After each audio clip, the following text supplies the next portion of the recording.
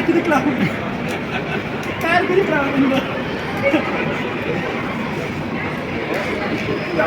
दुसऱ्या कामाने दुसऱ्या काम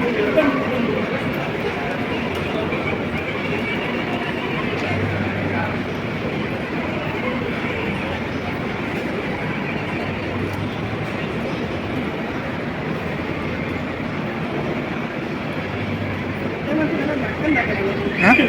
म्हणजे